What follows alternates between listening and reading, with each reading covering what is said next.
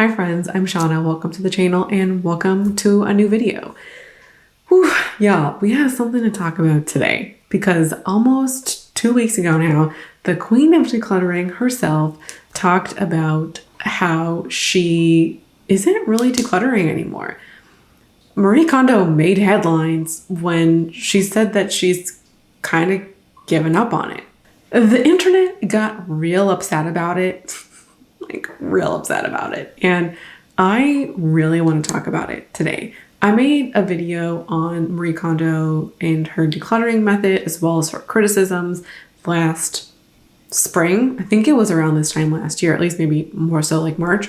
I love that video and I really enjoyed the deep dive I did into her method.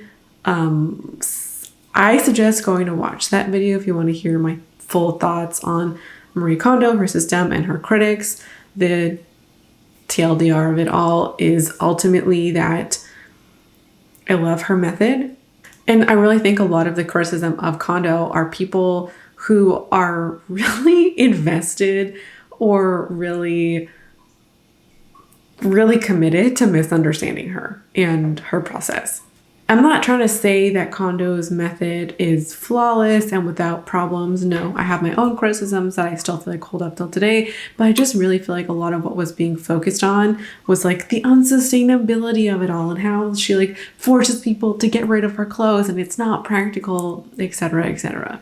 A lot of people see Marie Kondo and her method as synonymous with minimalism, but if you read her books, nowhere in there does she advocate for minimalism. What she advocates for is you keeping stuff that brings joy and excitement and passion to your life.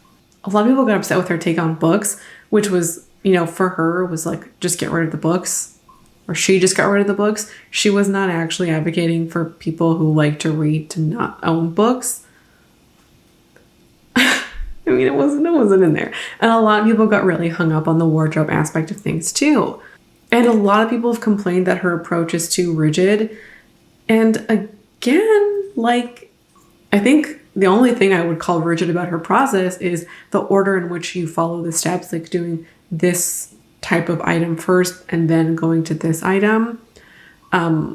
Maybe you could also say that her folding method is rigid if you have to do it every day. But what she really does is create systems for people. And ultimately, the heart of what she does is just about the spark joy principle, which, if you want to say her advocacy of applying spark joy to your life as rigid, then sure, I could buy that. But again, did you read the book? I think it's okay to disagree with Kondo on the effectiveness of the spark joy principle, or if that's something you want to follow. But my personal take is that over the last 6 to 8 years, I feel like people have just entrenched, they're entrenched in their own views and committed to disliking her and committed to that opinion, or just the commitment to misunderstanding. I'm not saying because you disagree with her or don't find her tips or her way of organizing practical, I'm not saying one is equal to the other. You know how you know if you're one of those people? Did you read the news and then move on with your life? If so, then yeah, you're fine. It's cool. But I think overall, I feel confident in saying what I've just said is because of how people have taken the news. This article from the Financial Times calls her method of decluttering clinical tidiness and refers to offshoots of Kondo, or people who you could say might be indebted to her popularity and her process, like the home edit, as punitive. Punitive! What an aggressive word to apply to decluttering. I personally feel like a lot of the internet was celebrating, not in the fact of good for you, Marie Kondo, celebrating the fact of, I told you it was unsustainable. I told you so. I told you this method was crap. I told you that Marie Kondo was whack. That kind of thing. And a lot of people in specific saw Kondo's laxity as a sign that the entire method was or is flawed. irrelevant and just bad. I also really feel like a lot of people were waiting for her downfall and were excited to watch her fall, which is really sad in my opinion. I mean, you're allowed to hate watch anybody you want, but ultimately my own take is that it's a waste of our time and energy. And of all people to hate watch or hope for their downfall, Marie Kondo, really? Marie Kondo. That woman, at least what we could see of her on TV, she's so kind and sweet, and she has dedicated her life to helping people. So why are we waiting for somebody like that to fail? I don't get it. I also feel like the reaction to Marie Kondo and folks like the home edit are different. I think the home edit had either just come out last time I did this video, or maybe I just didn't think about it. And what I mentioned in my previous video was I really feel like the attacks on Marie Kondo and the dislike of Marie Kondo are and were racialized. And I think that does play some of the role into why Marie Kondo is hated or disliked to a much larger extent than the ladies at the home edit, who are both cishet white women. I ultimately think people were waiting for Marie Kondo to fail. It's because when Marie Kondo says, this isn't for me right now, like I'm not doing this anymore, people get excited because her failure is a verification of those people's life choices. I feel like it verifies people. Like, you wouldn't be against Kondo, in my opinion, if you were a minimal person, or if you were somebody who valued tidiness, if you were somebody who valued aesthetics, or somebody who valued organization, planning kind of at some level. You don't have to be all of those things to value Marie Kondo, but I feel like you're probably in one of those groups.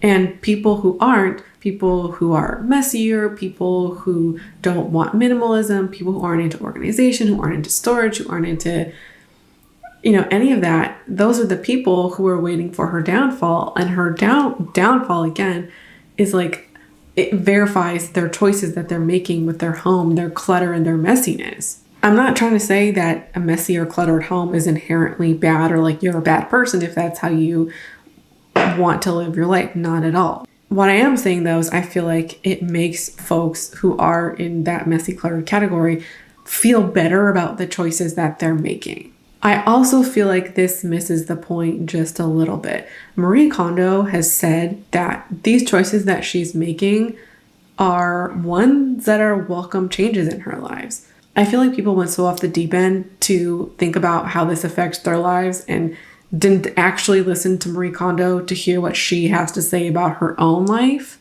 She's happy in the choices that she's making, and they don't work for her right now. This does not invalidate the entire system and everything that she's done. It doesn't invalidate all the work that she's done and how much she's helped thousands, if not millions of people. I mean, I personally wouldn't call her method to be clinically tidy, because her principle is all about sparking joy, deciding to keep the things that make you happy. And it's all about that mindset shift. You're deciding what to keep and not what to give away. This is really a beautiful philosophy. And if it doesn't work for you, again, that's fine. But it has worked for thousands, again, if not millions of people. And one of the reasons why I think people see success with this method is because it helps you install habits and systems in your own life. If you take the time, once you've decided what to keep, first of all, it gives you a metric on how to decide what to keep, which you can take for you for the rest of your life and potentially adjust it as you grow and change. But it also gives you, or she gives you, a method for folding your clothes. She also advocates for, grouping like items together and, creating a home for everything so you know exactly where to put it every time you use the item. These are habits and systems you can take with you for the rest of your life. Kondo's change in circumstance doesn't invalidate the fact that she's setting people up with systems and habits for their life, or the fact that people who aren't Kondo but are her, I don't know what to call them, her team, organizing professionals, people who been trained in her method. Those people have gone in and helped other people in her method and will continue to do so. And also, I just want to circle back real quick to Marie Kondo and how she feels happy with her choice. Her life doesn't affect you. Like, what she does and how she chooses to live it does not affect you at all. So again, like, why do we care except if it's validating our own lives and our choices that are in opposition to hers? I feel like that's a great thing to examine. A CNN article also really raises a great point that I want to highlight here.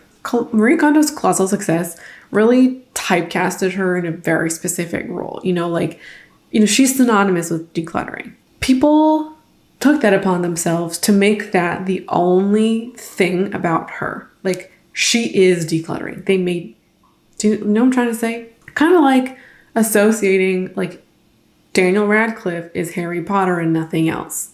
CNN writes, the discomfort, serious or otherwise, with Kondo's personal rebrand demonstrates a rigidity that's reflected across many areas of life.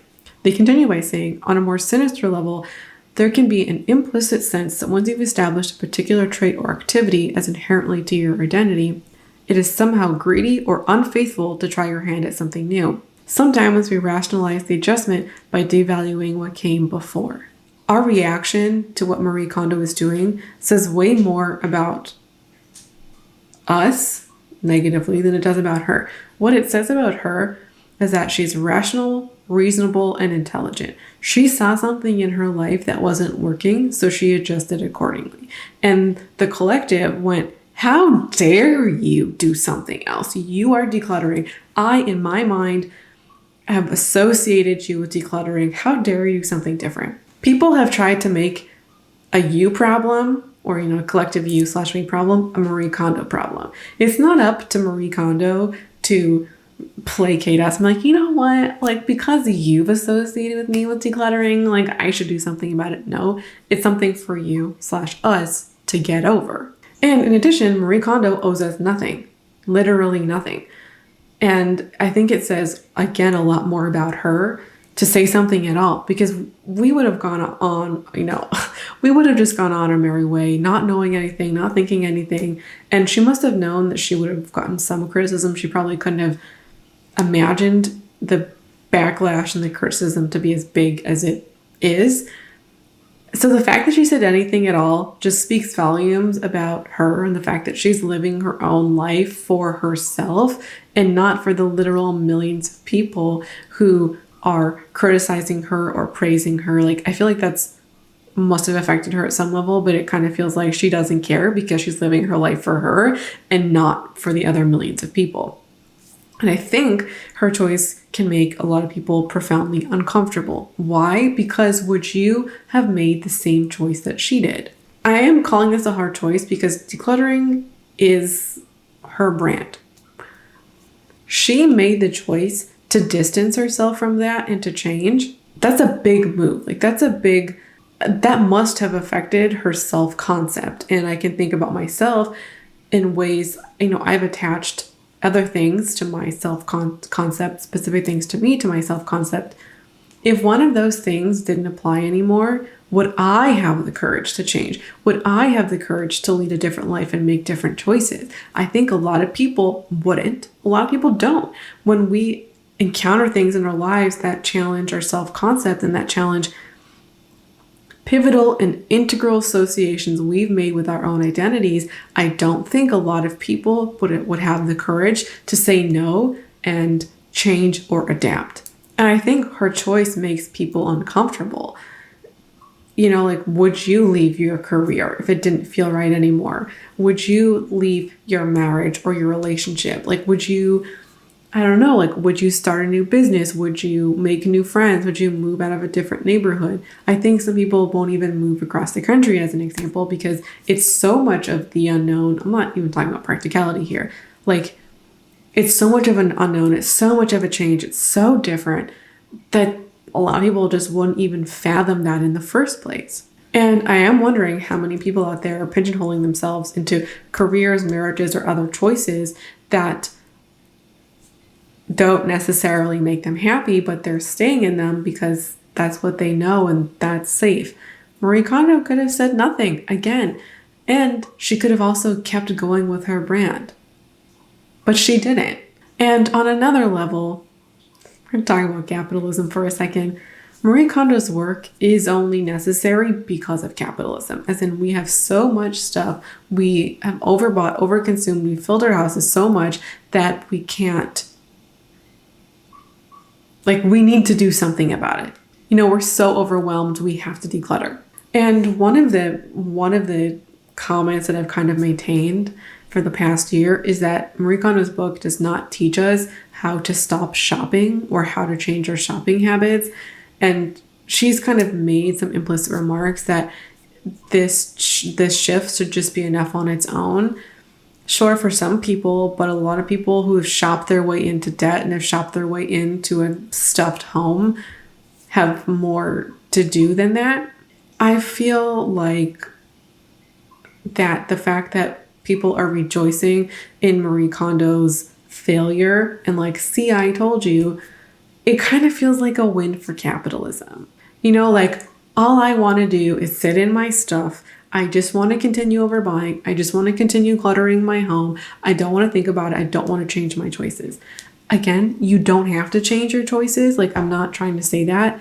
It just kind of feels like, yay us, yay overconsumption, yay filling our homes with stuff. And also, I think Marie Kondo made people uncomfortable because she forced them to reckon with their stuff. And I also feel like you couldn't escape hearing about her for a while. So it can make people uncomfortable with how much they owned and et cetera, et cetera. Now it's like, I can keep up with my habits and I can keep up shopping the way I was shopping. I can still live in a house that gives me mental anxiety and I'm not going to do anything about it because now I don't have to, because Marie Kondo, like, her system doesn't work. Maybe people aren't thinking about it exactly in those terms, but I kind of feel like that has something to do with it too. Anyways, I would love to hear your thoughts on this subject and what you think about Marie Kondo leaving decluttering. Do you agree with any of my takes or do you disagree with any of my takes? There's certainly none of them are facts. So I would really be curious to hear what you have to think in the comments below. Thanks so much for watching and hanging out with me today. I would love it if you would subscribe to catch more content like this, and hope to see you again around here soon. Bye.